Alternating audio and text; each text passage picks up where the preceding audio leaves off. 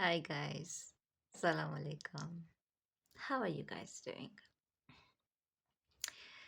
I have been bothered because I haven't finished one of the videos that I said I'm going to do it, and I think it was before the month of Ramadan. So yeah, then Ramadan came and then things happened and I got busy. I actually did the video, okay? I did the video, but it felt very mixed up. So I said I'm going to do it again. I didn't posted it. And then it kind of got delayed. But I'm bothered. Like, I have to do this, I have to do this. So let's do this today. For those who don't know, it's all one conversation that I had with my friend. But I had to divide it into three parts, and now I feel like maybe I'm gonna do it four. We will see. The first one was that he said that women are gold diggers. We kind of discussed that.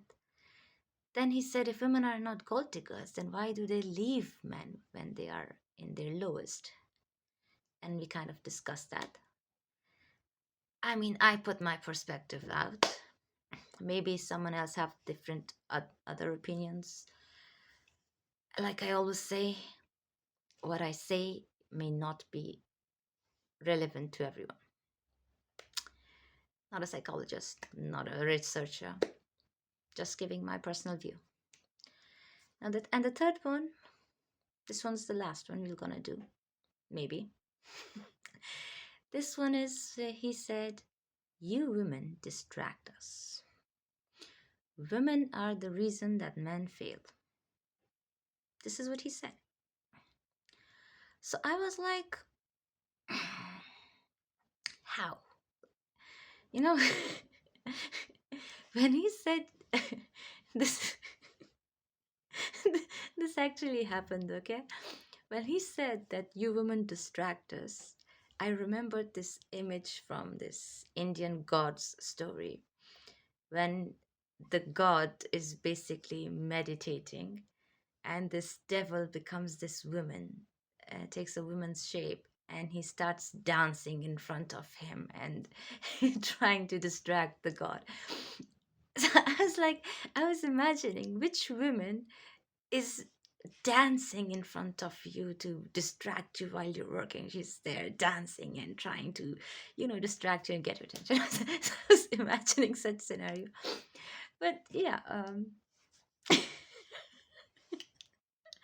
and it's funny for me because I know the guy, so I was talking to him and I was imagining him doing all this and him being distracted. Anyways, so here's I'm gonna start my argument, guys, because this is kind of like I said, I tried it before and it was confusing. So I'm gonna try my best that it's not gonna be confusing again. To make it easy and not complicated, I'm gonna divide it into two parts, okay? Before reaching this women um, distracting man, I'm gonna tell you guys that the changing and distracting, there's kind of two things that we normally see in relationships happening. First one is when you try to change your partner. Don't do this, let's do this. Don't go there, let's go there. These kind of changes I'm talking about. And if we go to this topic, then we can add another changes. And the another one is distraction, basically changing the person after being in relationship and again saying not to do this, let's do this, not to go there, let's go there. But there are different reasons and different steps of relationship, according to me. According to me. I don't know about you guys. So I'll keep the first part aside, okay? I'm not talking about before the relationship. We're just gonna talk about after relationship. Let's say you're in relationship, committed, married, maybe whatever. This is where I'm gonna talk about because the first one is a completely different topic and we can go about it as a completely different discussion. So this video, yes, why do women try to change their partner? And regarding this, I remember I actually heard someone else also saying And he said something like women try to um how was it? Women burn out the fire within man, not realizing that it's the fire that attracts them the most. So when I heard that, I was like, okay, that kind of makes sense. And for me, that is as if it kind of actually also hits to the point that I'm going to make. Because whose fire is it? Like I always say, I have an easy way to say it. It's your fire, you have to protect it. And for women, one of the main reasons that they try to change man, which I actually think is not changing and more like testing them, is to see exactly how strong your fire is. And I think that's what men don't understand. The fire within you, I'm going with the same metaphor that who I don't remember who said it, but whoever it was. I'm going to use this metaphor. If you cannot protect your fire from a woman, that woman will always question that how will you protect your fire from the outer world? Like, how will you protect your fire when your boss is mad at you at work? You will get discouraged and you will be demotivated and you will try to give up and all this. So, women, yes, women do test your fire. It's very important for us. And the best thing is that you have to protect your own fire. You have to be the guard of your own fire. You have to feed your fire yourself. So for you guys, yes. Yes, women do that. And yes, you have to protect that. Now, how do women test that is actually something very interesting. I have noticed it. I have seen my friends doing it. You know, I'm guilty of it. Yes, of course. I'm a girl too. Girls, I'm on your team. I'm guilty of it too. Now, the thing is, here's the point I'm going to tell you guys. Here's a very important point. I will go a little on the relationship part, okay? I, I cannot keep them separate. So unprofessional. Anyways, when a guy and a girl start dating, you all kind of test each other, you know? So the girl's like, I'm going to test the guy. Is he the right guy for me? And the guy has his own file, and he's filling the blanks and testing her if she's the right one for him. And during that testing time, when the testing is done and the girl's like, okay, you can be my boyfriend, and the guy's like, okay, you can be my girlfriend, what happens is the guy has his file and he's like, I have done all my tests. She's absolutely okay to be my girlfriend. And he closes the file and he puts it aside somewhere behind his back and he forgets about it. But women, we are not like that, guys. We have a file and I have the results, and it's a great result. But people change. I change. You might change too. So, what I'm gonna do is every once in a while, I'm gonna update my profile. So it's never goes back. It's always in my front head. It's always in my hand. And I'm updating every movement, every time. And that's why when you change a little, the smallest difference is immediately noticed by women. And that makes the woman question, this changed. He used to wear black and today he's wearing blue. It's not a big difference between black and blue, but it's a change. So my data, all this collection is nonsense. I need to start over. And then she will question, do you love me? Do you love me or your mother more? Do I cook better or your mother? If you had to choose between me or your mother, who would you choose? If you were to kill someone for me, would you do that? So all these changes. I always like these things. It's funny because it happens, but yeah, that's it. All starts over. It has to happen again. So that's one of the biggest difference. That's why men actually don't understand that, and that's why they're always dumbfounded. Sometimes they think they have done their test. They trust the woman. I've done my tests. I cannot be wrong. She has passed all my tests. She's a great woman. And then the woman changes and they don't realize. And the next thing they see is some shitty thing happen. And then they question about the whole relationship and love and women. Like, it's a sad thing, but yeah, that's what happens. So yeah, women keep updating. If you notice when you leave the house, a woman would check the door 4 or 5 times. Security. What's most important for women? Security. Security is number one priority.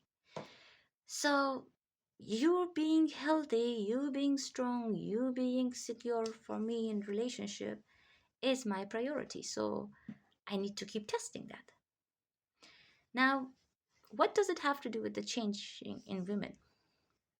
Let's say today you're going out and I'm gonna say, don't go. Don't go out. Let's watch a movie today. I swear to God, one day I'm gonna go bald because of the serum. I hate it. So she's like, don't go out. Let's watch a movie today. And you would say, okay. And she's like, hmm, see, now we're not bad. So we'll see, like, okay, he loves me. He wants to spend more time with me. I'm happy. Next day, she will say, don't go to gym. Let's go shopping. And you would be like, okay. Now, the problem is, if this happens more than one and two and three, which will happen, the woman will start thinking that if I can change this guy who was gym addict, who was like, I have my gym, I'm on my gym, and so and now he's leaving it for me. If I can change him, how easy would it be for his boss, for an example, to change him, for his father to influence him, his brother to influence him, anybody? Like, if I can do it, then he's weak. Anyone can. So that's one of the main reasons that we do it. That's the number one reason.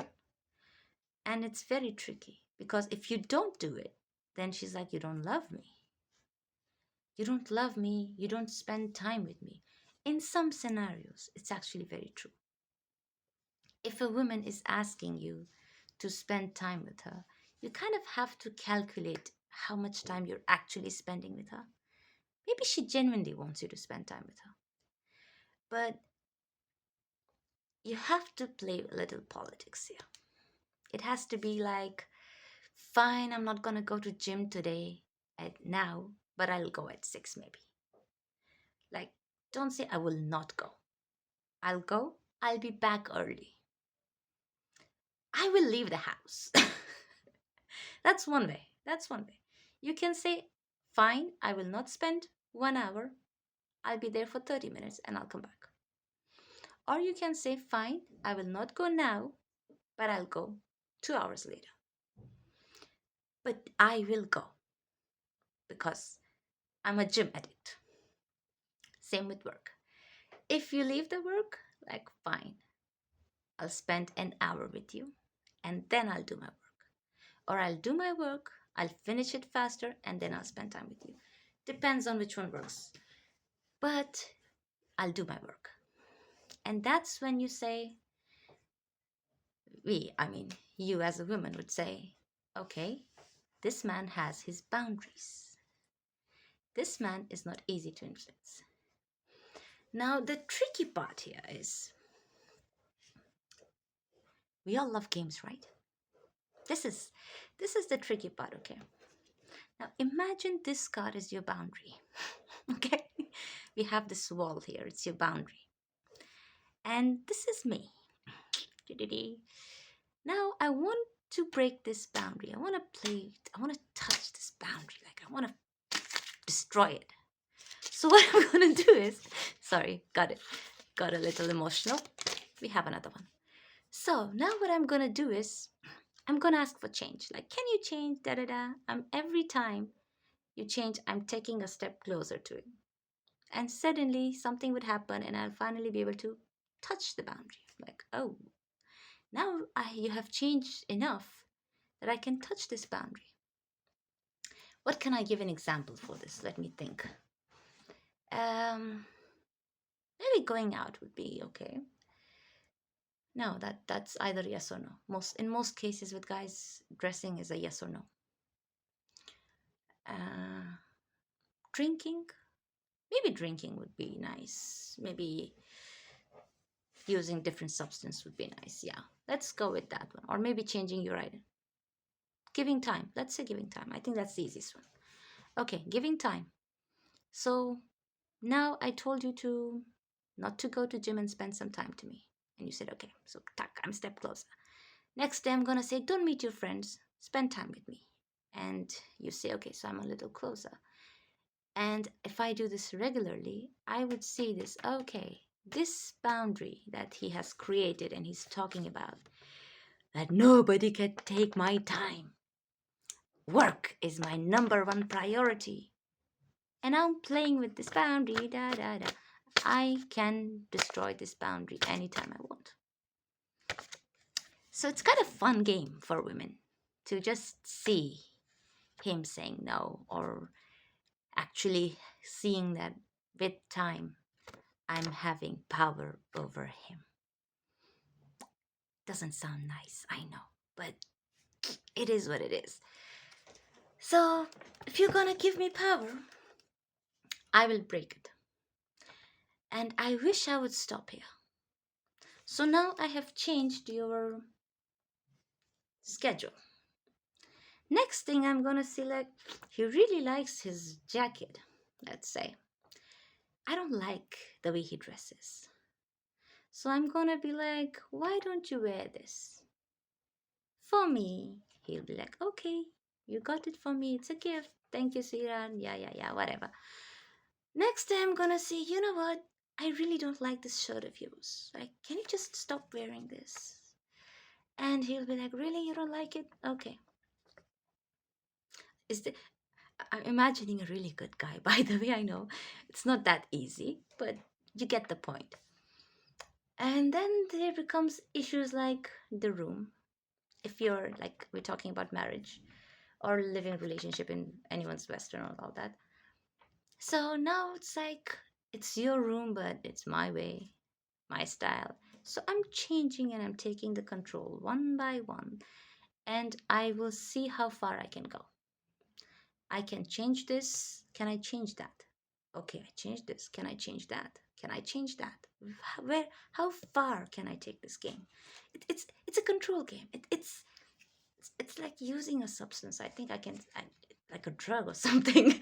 Like once you have power over something, you just want to test it more. And power is a great game. And unfortunately, if that shit happens in relationships, that's a bad one. That's a bad one. Equality, communicate, keep it equal, da da da. If you are doing this power play, the relationship is gone. Like we know it's done. Because this power shit is gonna ruin it. But if one person, and same thing by the way with guys, don't talk about girls. I'm not just talking, um, this doesn't mean I'm just talking about girls. Same happens with the guys. Most of abusive relationships happen when the girl starts being obedient. I should put this down, yeah. When the girl becomes more obedient, when he takes control of her dressing style, and then he takes control of her friends circle, then he takes control of her workplace, then he takes control of her salary, then he takes control of her lifestyle, what she should do at what time, what she should cook. And then there is no respect in relationship. So it's unfortunate human psychology that if I have power, how long? How far can I go? If you have it, we all have it. It's a human nature. And as soon as it's the most dangerous thing, that influence that happens on us. Just having power over someone, it just ruins it. It happens with friendships. In friendship, if you are the giver, if you do too much for your friend, then that friend is always like, oh, she's gonna do it for me anyway, so I kind of owe it up. Like, I have to, she has to. And if you change, then she's like, oh, you changed, so you don't love me anymore. So the friendship just broke. Reminds me of something recent, but you got the point. So yeah, this is the thing. You give the power and you lose your power, and it just never stops. And I think I should stop this one here because I think I explained it very well. Very. But let me think if I'm missing anything. No, I don't think I'm missing anything. Regarding the before relationship one, I'm free right now. Maybe I'm going to record it again. Love you.